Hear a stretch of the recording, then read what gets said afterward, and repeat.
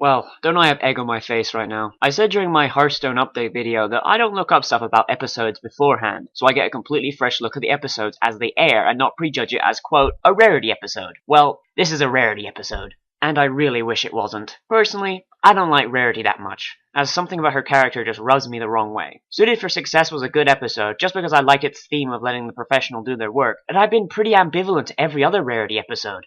This brings us to Simple Ways.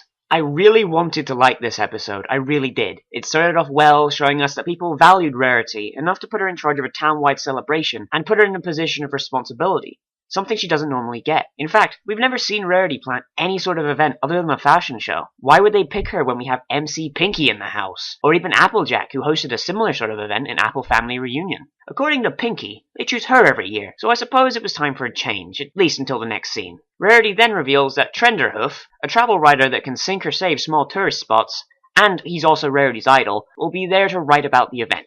Seriously, Rarity had an entire shrine built to the guy right on her shop floor. That's a little bit weird. It seems a little off to put a fashionista in charge of a celebration on the one year that somebody important is coming to judge it. Cut to Rarity and Twilight at the train station, waiting for Tenderhoof. Rarity starts freaking out with her nerves, and is eventually forced to talk with him by Twilight.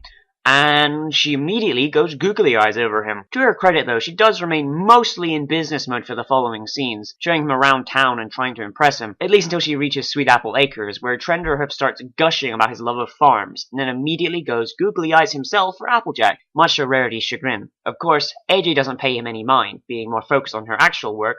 Rarity then tries to solve her problem the same way she normally does, by locking herself away in a room and having a crying fit. Oh, and here's the best part. She then asks Spike if he could ever know what it's like to love somebody and have them not notice. I don't know, Rarity, but let's look back through 4 seasons of the most unhidden crush in television history. I think it's nice that Rarity finally gets to see things from Spike's perspective, but I don't think she really learns anything. This would be the perfect moment for Spike's feelings to be made obvious, or more obvious, but no. The fact that Rarity is jealous of Applejack just makes me laugh, and not in a good way. It gets to the point where Rarity throws on some remarkably sparkly cowgirl gear and just tries to be something she isn't. The entire time she's dragging Spike around trying to be a farm girl is just cringeworthy. Even riding a plow like a horse, funnily enough. She even tries to outbuck Applejack.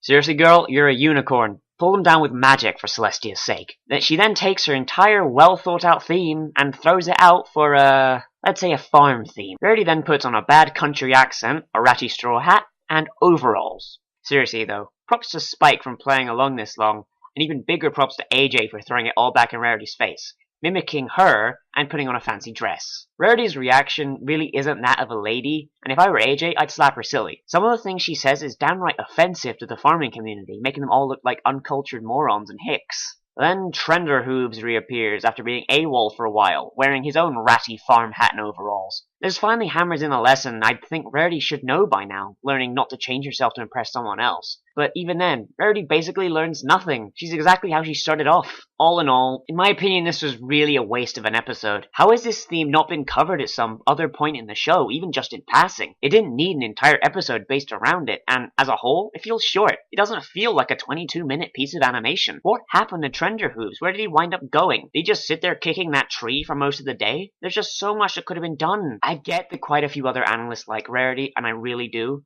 But it's episodes like this that really rub me the wrong way about her. Hell, I could even enjoy episodes like Mare-Duel just because of how they handled the bad theme. But this? Rarity isn't my least favorite of the main 6. But every single Rarity episode has her struck with the idiot stick at least once, save for the Dog and Pony show where I think she was actually pretty clever, turning the dogs to her will to mine gems. Rarity runs her own business and is famous enough that high society models, critics, and fashionistas come to her shop in the middle of nowhere just for her designs. Rarity isn't an idiot. Why do the writers constantly make her one? Something else strange I've noticed in season 4. While Spike obviously still loves Rarity, does anyone else think it's strange it's kind of fallen to the wayside of late? This episode was about 90% Spike and Rarity interaction, yet Spike didn't make a single mention of his crush on her in his actions or his speech, not even sarcastically when Rarity asked him about loving somebody that didn't notice him. We've all seen that Spike is a master of sarcasm, and that was the perfect hook, yet he didn't take it. Is Spike growing up? Realizing that nothing will ever come from his crush? Or did the writers just completely forget it existed for a while? And I really don't see Rarity just being that big of a fangirl. She idolizes Canterlot Society and several other designers, but at most her reaction is a slight gasp, a song, or that thing she did with Twilight in the first episode. The worst she'd ever been was during Sweet and Elite, where she tried to ditch the main six to go to a party. But by the end of that, she learned her lesson, and it wasn't even that bad. I'd expect the sort of fangirlism from Rainbow Dash, especially after Daring Don't, but not Rarity. Maybe this episode was at first written with Rainbow Dash in mind, and then they realized, wait, we've already done this. I don't know. In the end, I can't really say I'm a fan of this episode. I can't wait to see what the pro Rarity analysis like Tommy Oliver have to say though. His video on Suited for Success made me warm up to Rarity in the first place, but honestly, I think this one's a dud.